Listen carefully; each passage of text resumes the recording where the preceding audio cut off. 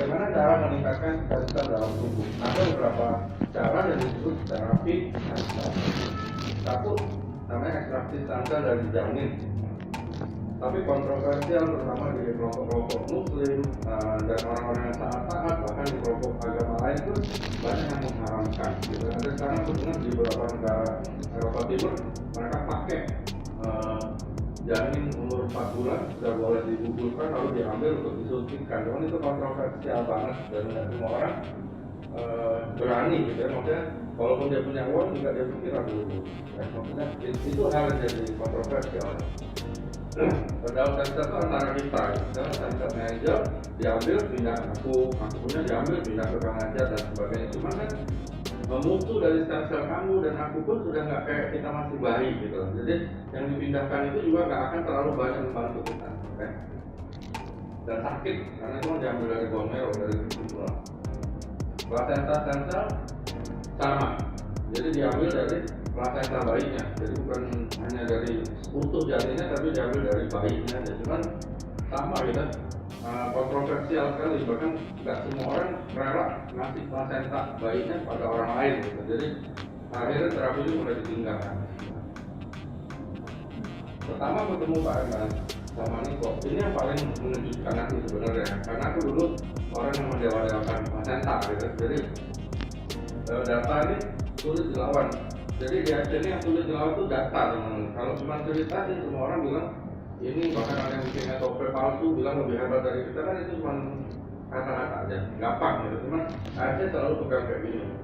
Aku terus terang pertama ketemu Pak Ernest, pertama kali yang paling terkejut aku lihat ini, karena ini data, dan data ini bukan dibikin oleh Pak Ernest atau Pak Niko, tapi dibikin oleh Japan Food Research Laboratory kalau nggak salah. Jadi ternyata kandungan ingredients yang disebut sangat penting untuk membantu tubuh kita meregenerasi sel. Kadar SOP aja, SOP itu yang dulu 100 ya, SOP 100. Kalau SOP itu berarti kan 1,5 kali lipat ya banget ya. Jadi berarti kalau kita mau pikir-pikir ini 1,5 kali lipatnya gitu.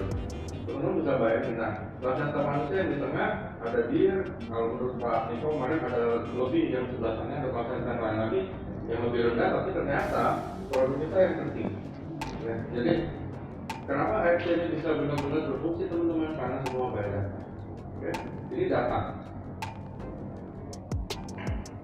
Ribuan tahun lalu orang percaya placenta bahkan mentah, ada yang disimpan, ada yang ditaruh di bawah placenta, dimakan, ya itu akan bantu jatuh jadi lebih mudah gitu, panjang umur dan sebagainya. Memang ide dari situ.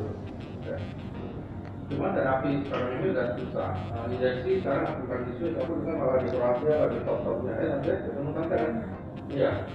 Jadi tapi mereka pakai janin ya teman. Jadi agak sadis gitu. Nah, dan mahal sekali ya. Jadi nggak semua orang bisa beli dan nggak ada bisnisnya ada ya. Jadi benar mahal. Pemindahan stem cell banyak ditinggalin karena orang udah nggak mau disuntik ini sakit sekali dan sebagainya. Terus tali pusat disimpan di bank placenta itu hanya bisa 20 tahun setelah disimpan, dan itu mahal juga nyawanya. Jadi injeksi placenta di salon-salon ya tinggal teman-teman pikir sendiri lah apa benar itu bahannya dan sebagainya. Lalu penyimpanan stem cell dewasa juga nggak terlalu efektif karena mutu dari stem cell orang dewasa juga mirip-mirip aja gitu. Punya gua sama punya orang aja hampir mirip aja, ditinggal juga nggak terlalu mengaruh, karena itu dicari alternatifnya. Makanya kita muncul dengan namanya alternatif terapi stem cell. Jadi SOP 100 plus modul sebenarnya adalah alternatif terapi stem cell, bukan terapi stem cell, juga bukan placenta gitu, karena kita disebut marine placenta ini Pak.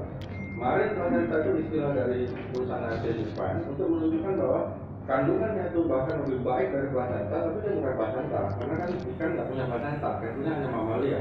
Kemudian di lapangan jangan salah juga.